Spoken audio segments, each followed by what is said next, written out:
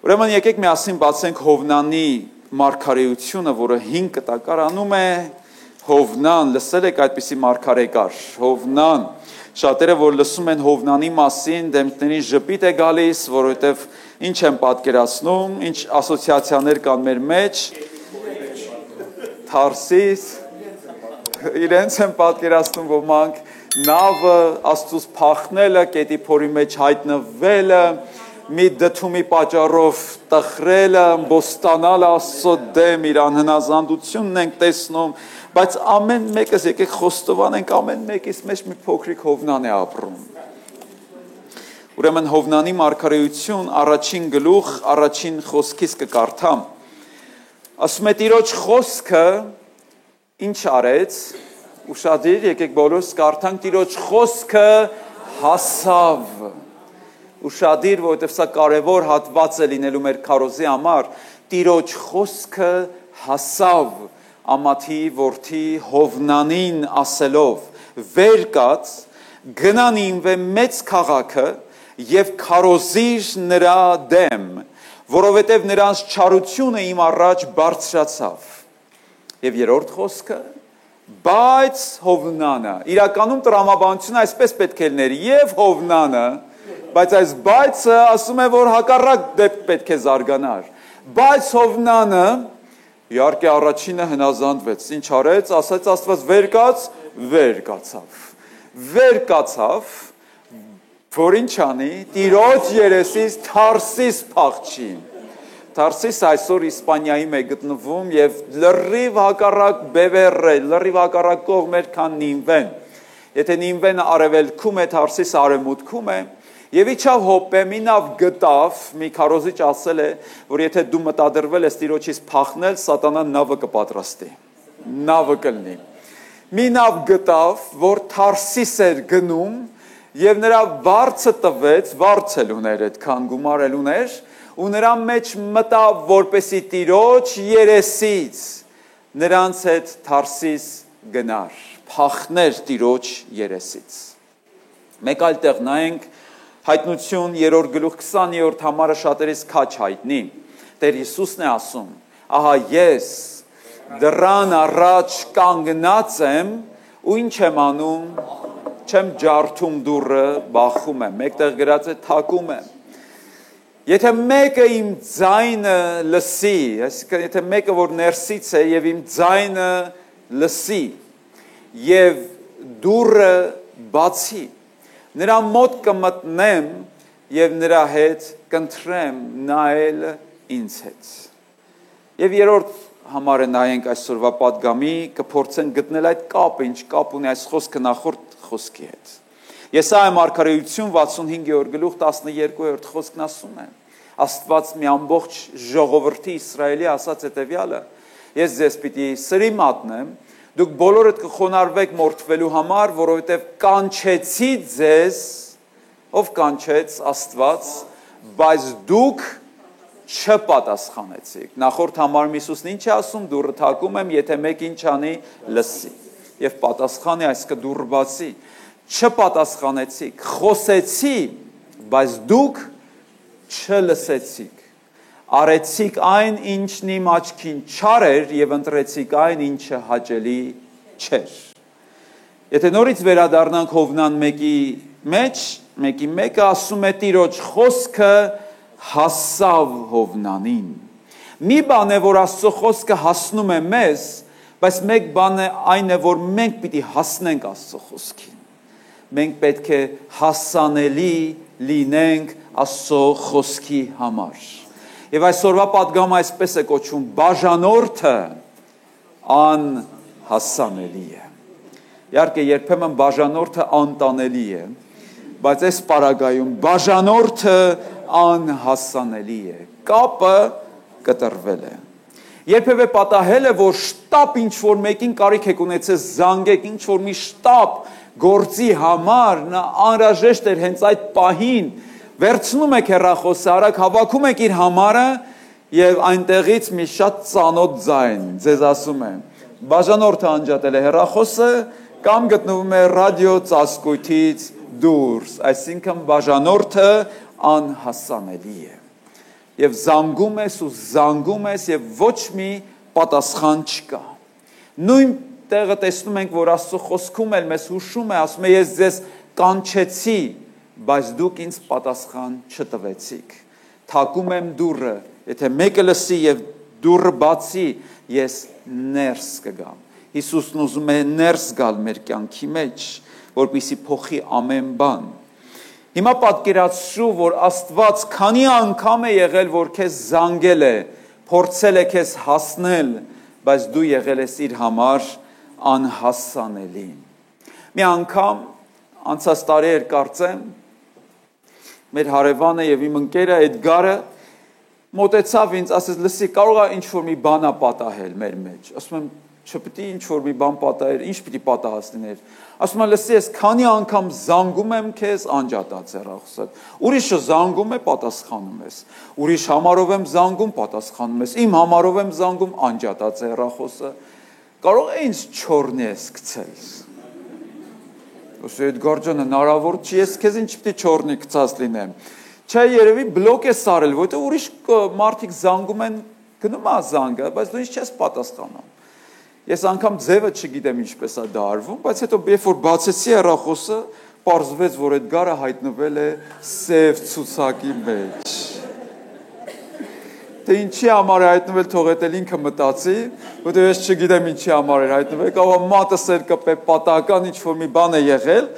բայց սև ցուցակի մեջ հայտնվել նշանակում է զանգում է, չի կարողանում ինձ հասնել։ Քանիսներս ենք երբեմն Աստծուն գցում այդ ցուցակի մեջ, անջատում հեռախոսը իր վրա, անհասանելի դառնում, կամ էլ երբեմն էլ զբաղված։ Աստված մեզ զանգում է, բայց մենք զբաղված ենք։ Ով է մեզ զբաղեցրել, մեղքը, մարդը, աշխարհը, զբաղմունքը, զվարճանքը, Աստված մեզ համար հասանելի է, բայց մենք հասանելի չենք։ Գրված է, որ Տիրոջ խոսքը հասավ Հովնանին, բայց Հովնանը Տիրոջ խոսքից փախավ։ Ինչքան մարդիկ կան, որոնք փախնում են Աստծո խոսքից, որոնք խուսափում են Աստծո խոսքից։ Տիրոջ խոսքը հասավ Հովնանին, բայց Հովնանը չհասավ Տիրոջ խոսքին, անհասանելի դարձավ, բաժանորդը անհասանելի էր։ Շատերը վախենում են անգամ Տիրոջ խոսքից, որովհետև Տիրոջ խոսքը կարող է մեզ բաներ ասել, որոնք մեր ականջը չեն շոյի, այլ մեր կամքին լրիվ հակառակ բան կարող են ասել։ Հովնանի համար հաճելի չէ լսել այդ խոսքը, գնա քո թշնամիների մեջ ավետարան քարոզի։ Տեր, այդ ավետարանը կարամ գնամ քարոզեմ Իսպանիայում, օրինակ այնտեղ էլ մարդիկ կան, բայց Աստված հստակ հանձնարարություն ուներ Հովնանի համար։ Հովնան մարգարեն դարձավ անհասանելի բաժանորդ։ Տիրոջ ձայնը հնչեց,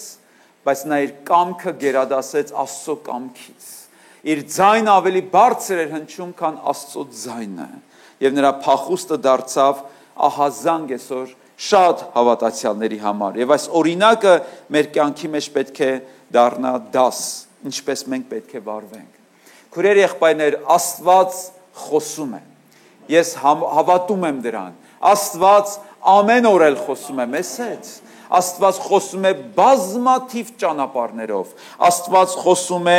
գրքի միջոցով։ Առաջինը հավատում եք դրան, թե չէ։ Երբևէ եղել է, որ Աստված սուրբ գրքով խոսի մեզ հետ, ոչ թե երբևէ, այլ ամեն օր էլ Աստված մեզ հետ խոսում է գրքի միջոցով։ Մի անգամ մի հովվական միջավայրում էինք նստած, բոլորը հովիվներ էին, եւ ավակ հովիվը ասաց, բացենք այսինչ մարգարեին, բացենք այսինչ գիրքը, եւ կողքից նստած եղբայրը գիրքը բացեց եւ շշմած մնաց, այսպես ապշած նայում էր գրքին։ Քարոզիչը արդեն ուրիշ տեղեր էր մեջ բերել, բայց մենք թերթում էինք, ինքը չէր թերթում, այսպես նայում էր այս գրքին։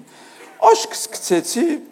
հետո ասի եղբայրս, բա ինչի՞ չես թերթում մեզ հետ։ Իդ ինչ ես գտել, որ այսպես շշմած նայում ես։ Պատգամ ստացար, ասում է, չէ։ Ասում եմ, բա ինչ ստացար։ Ասում է, ակտ եմ ստացել։ Դրել էի գրքիս մեջ։ 3 ամիս մոռացել էի, որ գրքիս մեջ է։ Եվ մի անգամից ես պատգամ ստացա։ Քարոզիչները ամեն ինչից պատգամ են ստանում։ Եվ որն էր այդ պատգամը, այսինքն էսի 3 ամիս գիրքը չէր բացել։ Որտեղ եթե գիրքը բացեր, կտեսներ ակտ կա մեջը, դրած կգնար կվճարեր դրա վրա տուգանք չէր գա ավելորդ։ Եվ ինձ համար պատգամ ստացա։ Քանի անգամ մենք Աստծոց ակտեր ենք ստանում, բայց հետո ձգում ենք, որովհետև չենք բացում։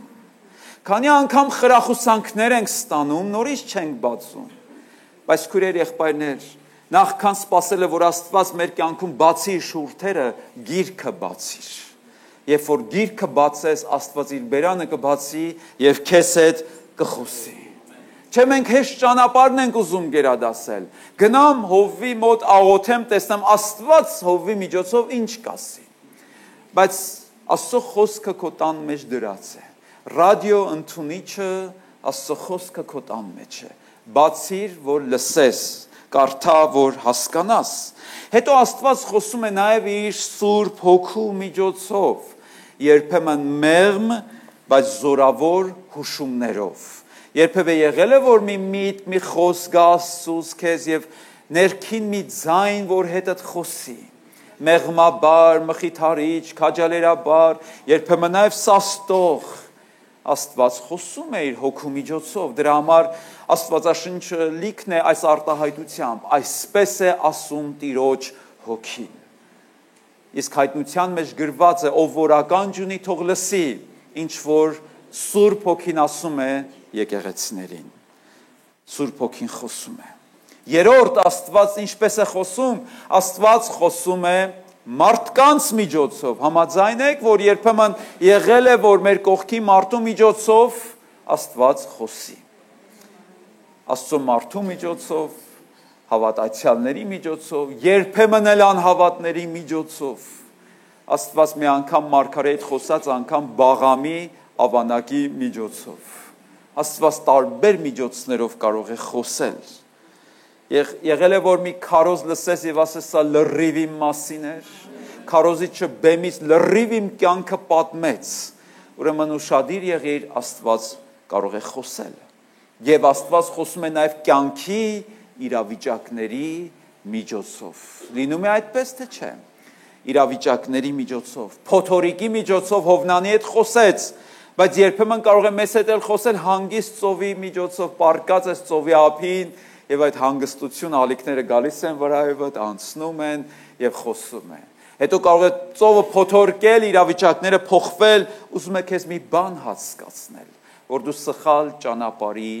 վրա ես։ Աստված միշտ խոսում է, բայց մարդը հաճախ չի լսում։ Եվ Հոբի 33:14-ում գրված է, սակայն Աստված կրկին ու կրկին կխոսի, բայց մարդս ոչ թե պարզապես չի լսում, մարդս ինչ է անում, ուշադրություն չի դարձնում։ Ինչու ուշադրություն չի դարձնում մարդը, որովհետև ուրիշ բաների վրա է ուշադրություն դարձնում։ Որտեղ է մեր ուշքն ու միտքը։ Ինչի վրա ես ուշադրություն դարձնում, հենց այդտեղից էլ պատգամներ կստանաս։ Եթե քո ուշադրության կենտրոն Աստծո խոսքը լինի, Աստված լինի, նա կխոսի եւ դու կլսես։ Ուրեմն Հովնանի մեջ տեսնում ենք, որ Հովնանը լսեց, բայց փախավ Աստծո խոսքից։ Աշխարհը լի է ձայներով, չէ՞, ինչքան ձայներ կան այսօր աշխարհի մեջ։ Գովազների ձայնը, սոցցանցերի ձայնը, նորությունների ձայնը, փողոցի աղմուկը, ռեստորանների երաժշտությունը, հարևանների աղմուկը, բայց որքան ողբալի է, որ այդ ամեն աղմուկների մեջ մենք չենք լսում, որովհետև այդ աղմուկներն ինչ են անում, խլացնում են Աստծո ձայնը։ Միշտ չի, որ Աստված կորոտա, միշտ չի, որ Աստված կգոչի բարձրաձայն, երբեմն նա մեղմ պիտի խոսի քեզ հետ, որպեսզի խլացնես բոլոր ձայները եւ լսես միայն իրեն։ Եվ որքան ողբալի է, երբ բոլոր ձայները ծածկում են Աստծո նուրբ եւ կյանք պարգևող ձայնը։ Հովնանը մտածեց, որ Թարսիսում նա ինչ կլինի, անհասանելի կլինի։ Երեք, երբ որ այդ պսակադրության վայրն է, եւ ես ուզում եմ կապվել Երևանի եկեղեցում, տեսնեմ այնտեղ ծառայությունը ինչպես էր անցնում, զանգում եմ, հետո ասում եղբայրն այն զանգում, չեն կարողանում իրար հետ կապվել, որովհետեւ այնտեղ ռադիո ծածկույթ չկար։ ես անհասանելի էի դարձել։ Եվ Հովնանը մտածում էր, որ քանի որ Աստված Իսրայելի Աստվածն է, այդ Աստված Իսպանիայում Աստված չէ։ Եվ այդպես էին մտածում 5 կտակարան, դրա համար Աստծուն ասում են Իսրայելի Աստված։ Եվ մտածում են, եթե Իսրայելի տարածքից դուրս գան, Աստծո հասանելիությունից դուրս կլինեն, Աստծո ձեռքը իրենց չի հասնի։ Բայց Աստված ամենուրեք է եւ Դավիթն ասեց անգամ եթե դժոխքներ իջնեմ, այնտեղ քո հոգին ինձ կգտնի։ Մեղքը խլացնում է մեզ, մեղքը բթացնում է մեզ, մեղքը անհոգացնում է, որ չլսենք Աստծո ձայնը։ Հետո շարունակության մեջ պատմության ասում է Հովնան առաջի գլխի 5-րդ խոսքից, Հովնանը փոթորիկի ամենածանր պահին ինչ էր արել, քնել էր Հովնանը, ասում է իսկ Հովնանը իջել էր նավի խորքը, գիտեք մտածում էր, որ եթե իջնի խորքը, Աստված չի գտնի իրեն այնտեղ, եթե իջնի խորքը անհասանելի կլինի, անտենաները չեն բռնի Աստծո այնտեղ։ Լինում է չէ, երբ որ դու մեղք ես գործում, միանգամից չես բերում քեզ Աստծո առաջ, այլ թաքնվում ես մտածելով մի քիչ ժամանակ անցնի, նոր կգնամ եկեղեցի։ Հիմա անհարմար է այսպես գնամ եկեղեցի։ Եվ Հովնանն իրեն թաքցրեց։ Ադամը իրեն թփերի արանքում, Հովնանը նավի խորքում։ Ինչ էր արել նավի խորքում, ամենածանր պահին, իջել էր նավի խորքը, պառկել էր, հիշում եք Աստված առաջինը ինչ ասեց Հովնանին, վեր կաց, բայց Հովնանը պառկեց ու իմ մոտ գրված է խորը քնեց, ոչ թե քնեց, կան մարդիկ մեր մեջ, որ քնում են, բայց մտքով արթուն են, չէ, մի հատ ճանճ էլ տզա վեր են կենում, մարդ էլ կա ռումբ էլ պայթի, իրա հետ վեջը չի, ես շատ վախենում եմ այդ մարդկանց համար, որ անկարծ Հիսուսը գա քնած մնան իրանք, խորը քնել էր, քույրեր եղբայրներ, ինչպես կարող է մեկը խորը քնել փոթորկի մեջ հայտնված նավի մեջ, որը անընդհատ տարուբերվում էր ալիքներից։ Ես չեմ հայտնվել նման իրավիճակում, բայց հայտնվել եմ օդանավի մեջ, որը տուրբուլենտության մեջ է ընկել, ինչքան քնած մարդիկ կան վեր էին թռնում եւ հայր աղոթն են ասում այդ ժամանակ։ Բայց Հովնանը քնել էր։ Եվ այս քունը խոսում էր իր անտարբերության մասին, իր անջատվածության մասին, Աստծո խոսքը կար, բայց ինքը հասանելի չէր։ Եվ հետո ասում են նավապետը նրա մոտ եկավ, նավապետը որ մի հեթանոս մեկն էր։ Եվ Աստված խոսում էր, չէ՞, նաև իր միջոցով։ Նավապետը նրա մոտ եկավ եւ ասաց նրան. «Ինչ ես քնել»։ Այս մեր նոր թարգմանությունները շատ նրբիկ է։ Հին թարգմանություն շատ լավն է, ասում է ինչ ես մրափել։ Կա տարբերություն քնելու եւ մրափելու միջեւ, ո՞րն է տարբերությունը, ասեք մի հատ հուշեք հասկանանք։ Ինչը մեռելի պես քնել, հետն էլ խռացնել շատ ուժեղ։ Ինչ ես մրափել, ինչ ես քնել,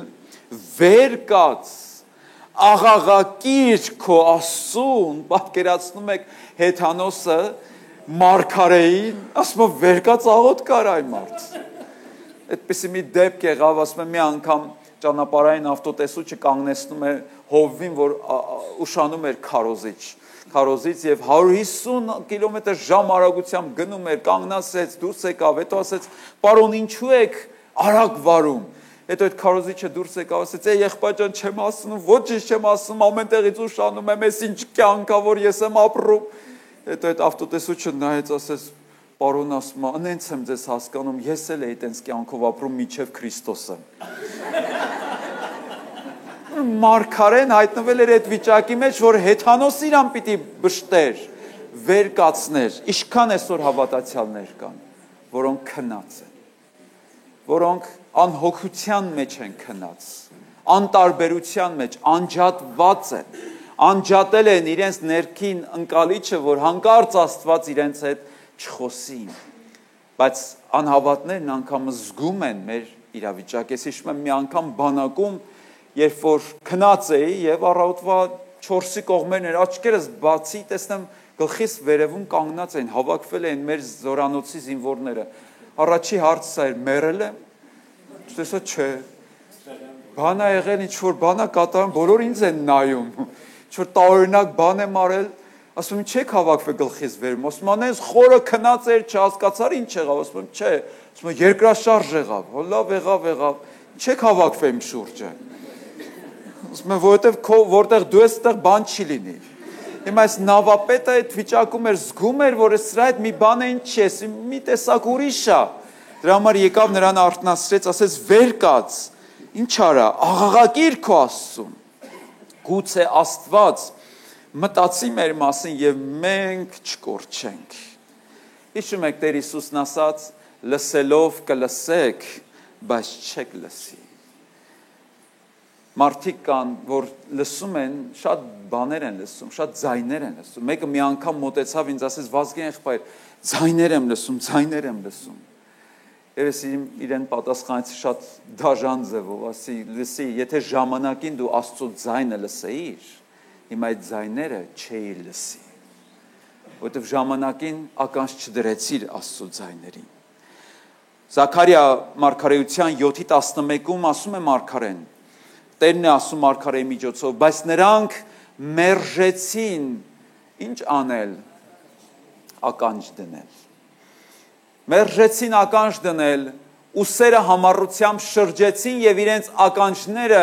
ծանրացրին, որ չլսեն։ Եղել է, որ լսեք, բայց չլսելու տեղ ձեզ դնեք, իբր չեք լսել։ Եվ նույնն էլ հրյաներն էին Աստծո հանդեպ։ Իսկ Ղուկաս ավետարան 8:12-ում Տեր Հիսուսը առակի մեջ ասում է այն սերմերը, որոնք ճանապարհի եզերքին են, նրանք են, ովքեր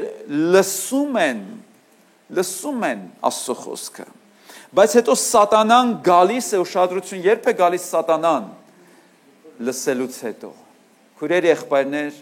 ամեն լսելուց հետո սատանան գալիս է։ Նա կգա որպես մի ագրավ գողանալու սերմերը, կա այդպիսի թռչունի տեսակ, ասում են սերմնակաղ, չէ, սերմնակաղ են ասում իրենց կարծեմ, սերմը գողացող թռչուն, որ կգա, և ինչ կանի, գալիս է սատանան և խոսքը նրանց սրտից, խոսքը պետք է մեր սրտի մեջ են գնի, մեր մտքի մեջ, հանում է, ինչու է հանում սատանան, որ չհավատան և չփրկվեն, հանկարծ չլինի, թե հավատան և փրկվեն, ինչու, որովհետև հավատքը լսելուց է և լսելը ուրիշ այլ ճանապարհ չկա փրկության։ Թույլ տուր, որ Աստված իր սերմերը ցանի որտեղ քո սրտի մեջ և եթե դրան հավատաս, ինչ կլինես, կփրկվես։ Ուրեմն որ չհավատան և հանկարծ չփրկվեն։ Հիմա ինչպես է մարդը դառնում անհասանելի Աստծո համար։ Երբ որ Աստված մեզ զանգում է, բայց մենք ռադիոծածկույթից դուրս են գտնվում։ Պատճառները տարբեր են։ Կարծում եմ, որ հին հնաբնակները Հայաստանի կհիշեն խլացուցիչները սովետի ժամանակ, չէ, որ սահմանին դրվում էին, որպեսզի Թուրքիայից և այլ երկրներից եկող ռադիոալիքները խլացնեն, որ մարդիկ չլսեն։ Բայց կհիշեք, որ նաև պապիկներ ունեին մի հատ ռադիոընդունիչ, Ռիգա էր անունը, թե ինչ էր, Լատվիայից, շատ ուժեղ ռադիոընդունիչ էր, և նրանք ինչ էին անում, որսում էին ալիքները, որ ալիքը հատկապես Ազատություն ռադիոկայանը կամ Ամերիկայի ձայնը, և իրանք որսում էին, խշշոց էր գալի, թշշոց էր գալի, հետո ասում են սուս մնացեք մի հատ, բռնեց, ժամին կոնկրետ ալիքը բռնեց։ Մեր կյանքում էլ կան շատ խլացուցիչներ, որ սատանան է դրել մեր մտքի մեջ, մեր նախապաշարումները, մեր մտազբաղությունները, որոնք ինչ են անում, խլացնում են Աստծո ձայնը, Աստծո խոսքը հասնում է մեզ, բայց մենք անհասանելի ենք։ Կա չէ մեր հեռախոսի մեջ այդպիսի մի ռեժիմ, հեռախոսդ միացած է, բայց այդքան էլ միացած չէ։ Իրեն ինչ են ասում, ընդեր մի հատ ինքնաթիռի նշան կա, չէ, օդանավային ռեժիմ ես դնում, հեռախոսդ միացրած է, բայց անջատված է, անհասանելի է ալիքների համար։ Ինչն է մեզ անհասանելի դարձնում։ Առաջին բանը մեղքն է և ամոթն է։ Եվ երբեմն սրանք իրար հետ են գործում։ Հիշում եք, երբ որ Ադամը մեղք գործեց, ինչ արեց, թաքնվեց։ Որտեղ թաքնվեց։ Թփերի արանքում։ Միթե զավեշտալի չէ այս տեսարանը, պատկերացրեք, առաջին անձը, որ պահմտոցի խաղաց Ադամն էր, բայց ում հետ, ամենատես Աստծո հետ, որ վերևից ամեն բան տեսնում էր, եւ կարծում եմ Աստված նայեր ինչ կմտածեր, հեսա խելքին նայեք, մտածում ես թփերի արանքում ինքը կարա ինձանից թաքնվի, ասում է, որովհետեւ մերկ էի, ամաչեց Ադամը, եւ մեղքը մեզ փորձում է անհասանելի դարձնել Աստծո համար, ամոթ է, ես այսպես գնամ եկեղեցի, ամոթ է, ես այսպես կանգնեմ աղոթքի, ամոթ է, ձեռքս չի գնում Աստծո խոսքը բացեմ, նկատում եք ամոթին զորեղ ուժ է, որ մեզ ինչ է անում, կաշկանդում է, ընկնում է մեր ոտքերից, բռնում է եւ ասում է մի գնա, ամոթ է, մարդիկ ինչ կմտածեն, ուրեմն ամոթը եւ մեղքը խլացուցիչներ են, որ Աստծո ձայնը չլսենք, Աստծո խոսքը մեզ չհասնի։ Հաջորդը Հովնանը կասեր անհնազանդությունը, մեզ անհասանելի է դարձնում։ Մարդիկ կան ասում են Աստված էլ չի խոսում ինձ հետ։ Հնարավոր է, բայց պատասխանը գիտեք որտեղ է։ Հիշիր վերջին անգամ քեզ ինչ է ասել։ Գնա հələ դա արա, հետո նոր բան կասի քեզ։ Բայց մինչև այն որ չանես Աստծո նախկին հանձնարարությունը, նորը չի ասի քեզ։ Եթե քեզ Աստված նախկինում ասել է, որ պետք է ներես, եւ դու չես ներում, հապաղում ես, մի սպասի, որ Աստված քեզ նոր բաներ կասի եւ նոր հայտնություններ կստանաս։ Ուրեմն անհնազանդությունը։ Երրորդ բանը, որ մեզ անհասանելի է դարձնում Աստծո համար, հպարտությունն է։ Հնարավոր է այդպես, ծանոթ է ձեզ, Կայենը, Սավուղը, նրանք անհասանելի դարձան Աստծո համար։ Հիշում եք, Սավուղը փնտրում էր Աստծո խոսքը, չէր գտնում։ Անգամ գնաց կախարդի մոտ, որ կախարդից մի հայտնություն ստանա, որ իմանա ինչ անի, որովհետև Աստված լուռ էր նրա կյանքի մեջ։ Հպարտությունը թույլ չի տալիս, որ մարդ լսի Աստծո հանդիմանությունը, խրատը, խլացել ես, բթացել ես, Աստված խոսում է, բայց դու չես լսում։ Մյուս բանը, որ կարող է մեզ անհասանելի դարձնել, դա արծաթասիրությունն է։ Դա ոչ միայն մեզ խլացնում է, նաև կուրացնում է, չէ՞, արծաթը կուրացնում է մարդուն։ Արծաթասիրությունը, սերը փողի նկատմամբ։ Ով կարող է վկայի այդ մասին, չեմ ասում այս դահլիճից, բայց Հուդան վստահ կվկայեր, որ արծաթասիրությունը իր զգայարանները բթացրել էր։ Ինչպես կարող է մեկը, որ Հիսուսի կողքն է 3.5 տարի, լինել արծաթասեր։ Եվ Գեհեզին նույնպես։ Մարգարեի կողքը լինես, բայց լինես այդպիսին, հնարավոր է։ Հնարավոր է եկեղեցիներում է լինեն հավատացյալներ, բայց արծաթասեր։ Եվ Հուդան այդպիսի մեկն էր, եւ նա չէր լսում, չէր հասկանում։ Հիշում եք անգամ Հիսուսը, երբ որ պատառը նրան տվեց եւ ասաց գնա ինչ որ անելու է, շուտ արա։ Նա միևնույն է լսում էր, բայց չէր հասկանում, որովհետեւ եթե հասկանար գուցե եւ սթափվեր։ Մեկ ուրիշ բան կա, որ մեզ անհասանելի է դարձնում, դա աշխարհասիրությունն է։ Լսել եք մարդկանց մասին, որ ասում են, դե ինքը ուրիշ աշխարհի մեջ է։ Երբ որ մենք Հայաստանից գնում ենք ուրիշ երկիր, Հայաստանի կապը այնտեղ էլ չի աշխատում։ Հասանելի չենք մենք այնտեղ։ Դեմասի մասին Պողոսը ասում է, Դեմասը այս աշխարհը սիրեց եւ ինձ թողեց եւ գնաց, հեռացավ։ Հնարավոր է մեկը Պողոսի հետ լինի եւ աշխարհասիրության մեջ լինի, հնարավոր է։ Ուրեմն պետք է զգուշ լինենք մենք։ Աշխարհի զվարճանքները խլացնում են Աստծո ձայնը։ Եվ մեկ ուրիշ բան էլ, որ կարող է խլացնի Աստծո ձայնը, որ չլսենք, դա կարծրացած սիրտն է։ Հիշում եք փարավոնի օրինակը, որքան Մովսեսը գնում էր եւ ասում էր, Աստված ասում է, բաց թող իմ ժողովրդին, երբ որ նեղություն է լինում, փարավոնը փափկում էր, երբ որ լայնություն է լինում, նորից սիրտը խստացնում էր, լսում էր, բայց չէր լսում։ Ելից 6-րդ գլխի 6-րդ խոսքում էլ մենք հրյաների մասն ենք տեսնում, դրա համար Աստված նաև հրյաների մասին ասեց, թող մեր Սիլվար քույրը ներող լինի, մի քիչ այսօր շատ խոսեցինք, թե լավը թե վատը հրյաների մասին, բայց երեք ես հրյաների հետ էի, Ուրեմն Ելից 6-րդ գլխի 6-րդ խոսքում ասվում է դրա համար ասա Իսրայելի որդիներին ես եմ Տերը, ես ձեզ հանելու եմ եգիպտացիների լծի տակից, ձեզ ազատելու եմ նրանց աշխատանքից, ձեզ փրկելու եմ տարածած բազկով ու մեծ դատաստաններով եւ ձեզ պիտի դարձնեմ իմ ժողովուրդը, պիտի լինեմ ձեր Աստվածը եւ դուք պիտի գիտենաք, որ ես եմ Տերը, ձեր Աստվածը, եգիպտացիների ծանր աշխատանքի տակից ձեզ հանողը, տեսեք ինչ խոստումներ են։ Եվ ձեզ տանելու եմ այն երկիրը, որի համար բարձրացրի իմ ձեռքը եւ երթվեցի, Աստված ինքը երթվեց, որ այն տամ Աբրամին, Իսահակին եւ Հակոբին, այն տալու եմ ձեզ որպես ժառանգություն, ես Տերը։ Հիմա մենք որ լսենք, պիտի ասենք պարզապես այո եւ ամեն, Տեր, համաձայն ենք, բայց տեսեք դրաման, Մովսեսն այսպես խոսեց Իսրայելի որդիների հետ, բայց նրանք հոգու հուսահատության եւ ծանր աշխատանքի պատճառով չլսեցին Մովսեսին։ Երկու պատճառ կար։ Հոգու հուսահատությունը ինչ է, նրանք ինքը խառն էին իրանց գործերով։ Ռուսերեն ասում են, չէ, աչայնի վիճակ, չէ, մի տեսակ sense ձեռու ոտքի ընկած անընդհատ մի բան են ուզում անեն իրանք, հետո ծանր աշխատանքի պատճառով։ Ինչքան մարդիկ կան, որ այնքան են տարված աշխատանքով,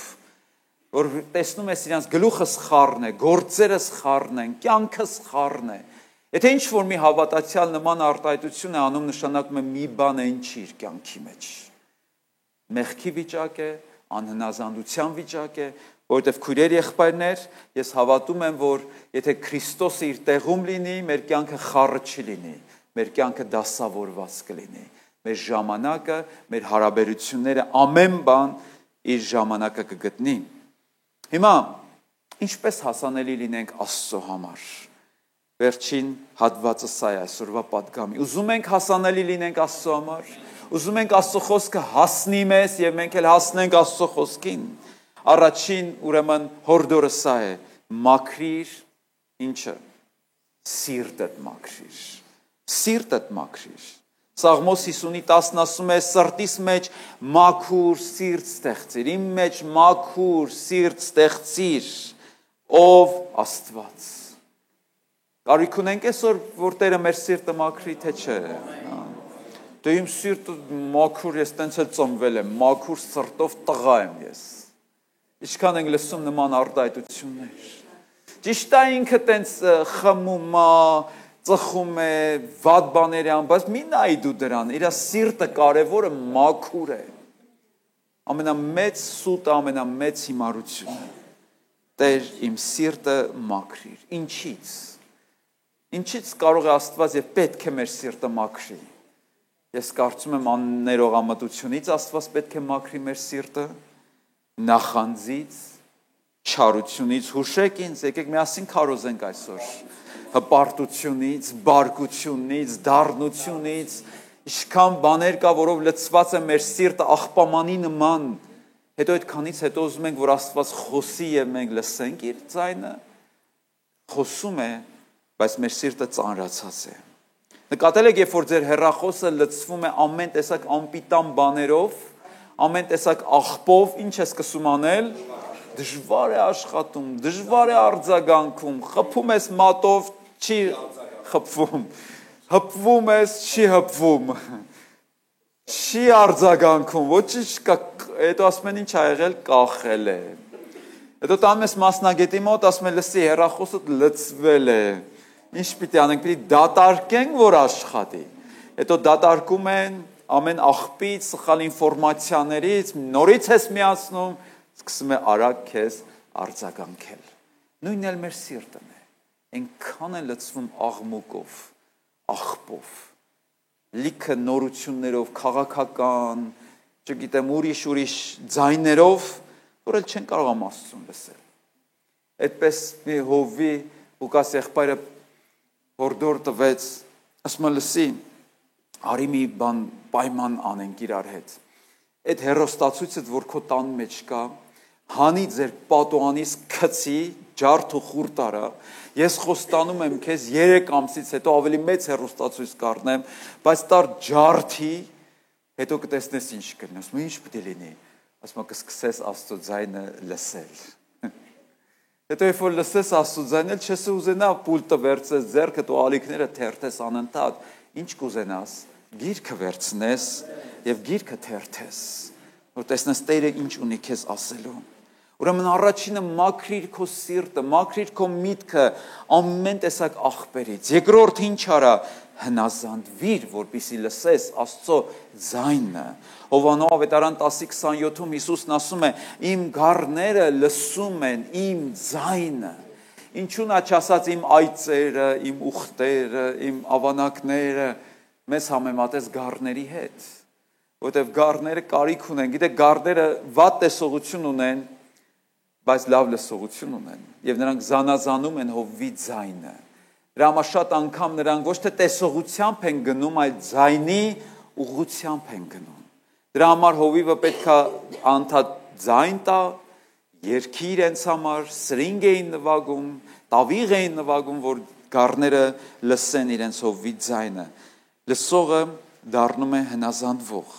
Աստված չի խոսում այն մարդու հետ, ով որոշել է չհնազանդվել։ Ուրեմն նախորդ ասածները արա, նորից Աստված քեզ հետ կխոսի։ Երրորդը իմ հորդորը սա է, աղոթքի ու խոսքի կյանքով ապրիր։ Որտեղ եթե դու չունենաս աղոթքի կյանք, խոսքի կյանք, ինչ ես ակնկալում, որ Աստված քեզ հետ խոսի։ Եվ դուք ամբողջ սրտով Երեմիա 29:13-ն է ասում, փնտրեք ինձ կգտնեք։ Ինչպես փնտրել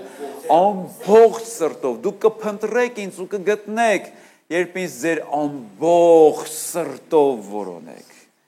Իսկ հնարավոր է մեկը կիսատ սրտով որոնի, կիսատ պռատ, հնարավոր է մեր սիրտը կիսվի մեջտեղից, այո, որովհետև Սաղմոս 2-ն ասում է, միացրու իմ սիրտը, որ քո անունից վախենա։ Սրտիդ մի հատվածում ուրիշ գործ ես անում, մյուս հատվածում Աստծո հետ ես, սրտիդ մի անկյունում մեղքն ես փայփայում, հետո մյուս անկյունում աղոթք ես անում։ Չի ստացվի այդպես։ Աղոթքը մեզ դարձնում է հասանելի Աստծո համար։ Բայց ցավոք սրտի մի բան ենք արձանագրում։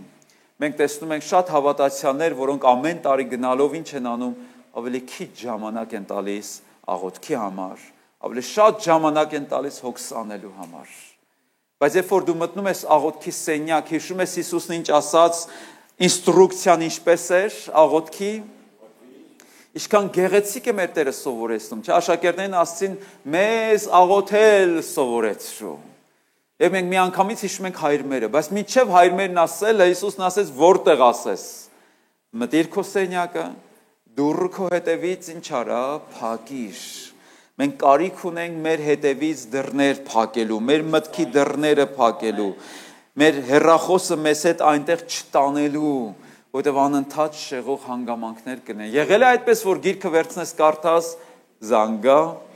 եւ շեղվես։ Մտնես աղոթքի մեջ, մի հատ ծանուցում գա եւ խանգարվի քո ուշադրությունը։ Աղոթքի եւ խոսքի կյանքով ապրիր, հետեւաբար, որպեսզի հասանելի լինես Աստծուն եւ մատչելի լինես նրան։ Չորրորդը աշխարից անջատվի Աստծուն միացիր։ Անջատիր քո ընկալիչը, քո ընդունիչը, քո հեռախոսը, քո անտենաները Աստծո ներկայության մեջ անջատիր։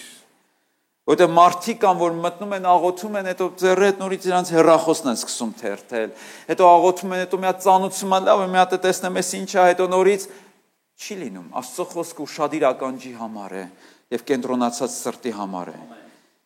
Հռոմեացիների 12:2-ն ասում է, չէ, այս աշխարհի կերպարանքով մի շարժվեք, մի կերպարանավորվեք, դուրս արի այդ կերպարանքից, անհասանելի եղիր Աստծո համար։ Ինչու երբ որ գալիս ենք եկեղեցի, հորդորում ենք ինչ անել, մեր հեռախոսները անջատել, անհասանելի լինել աշխարհի համար, որ հասանելի լինենք Աստծո համար։ Այդքան էլ ճիշտ, մեկը հեռախոսը զանգեց։ Շակում մեկը դեռ հասանելի է այս աշխարհի համար։ Կարևոր զանգի է սպասում, որովհետև կարող է սա $1 միլիոն իր հաշվին նստի, ուզում եմ իմանա, որ 10-րդը բերի եկեղեցի։ Անջատիր քո ընկալիչներ աշխարհի համար։ Որ անջատեմ, բա ինչ կլինի հանկարծ։ Լավ բան կլինի։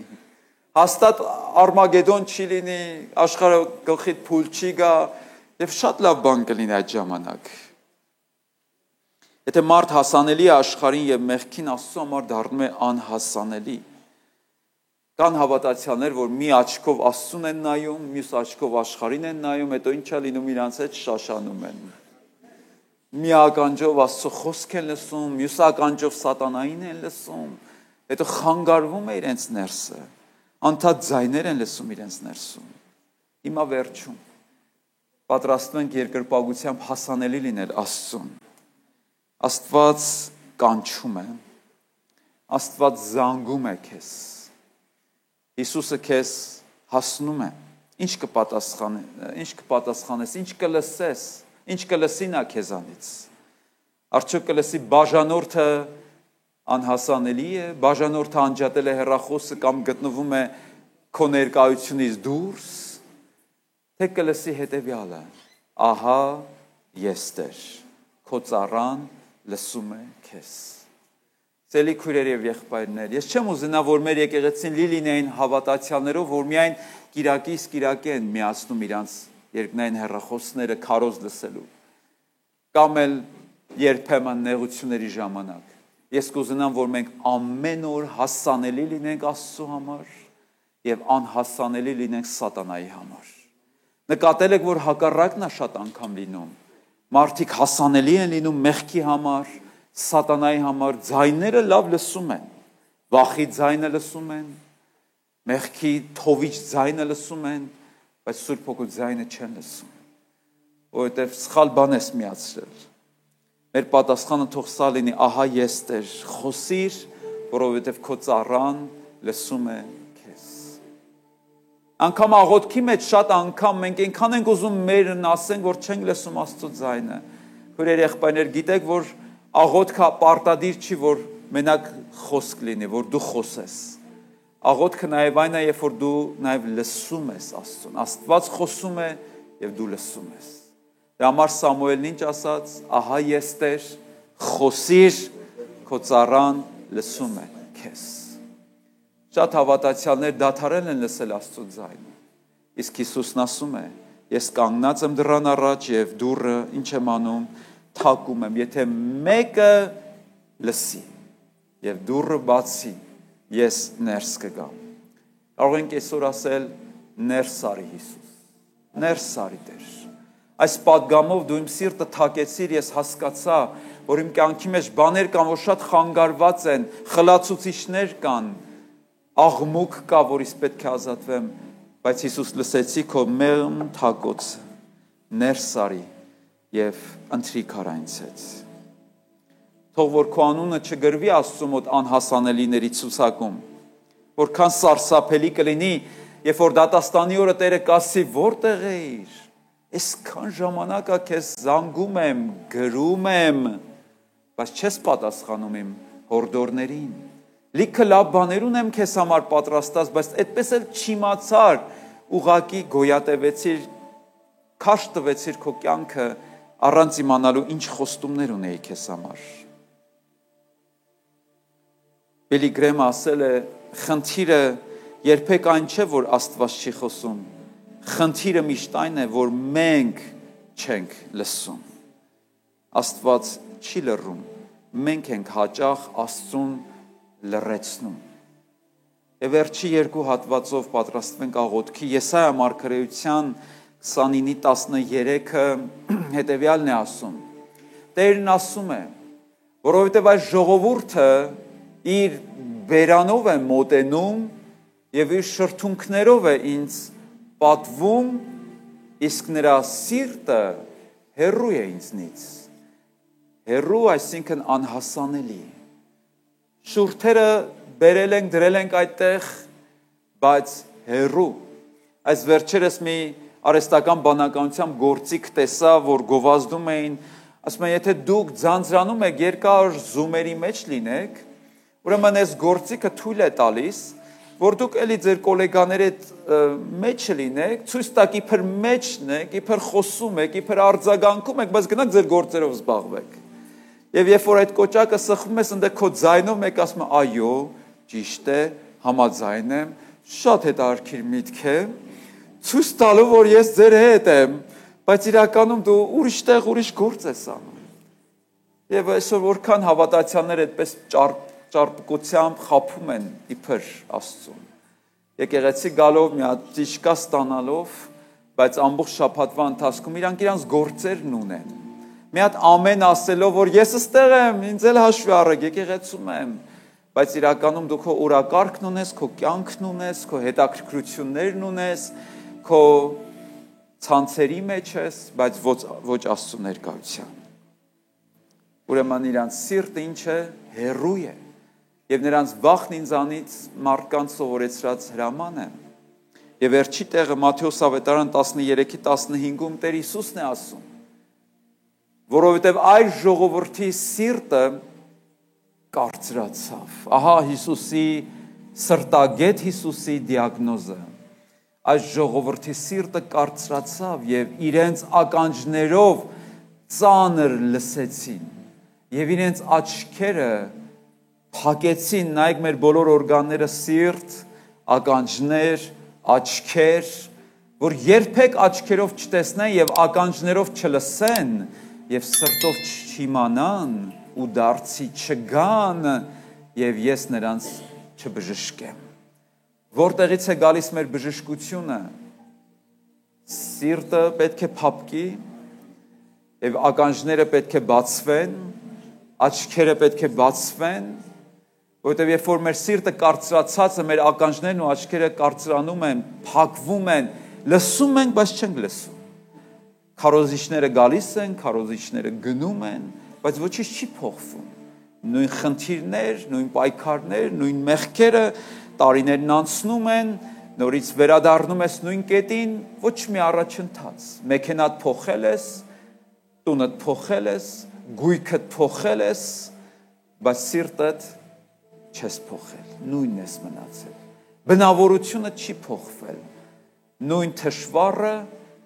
նույն կիսահավատացյալը, նույն գաղջը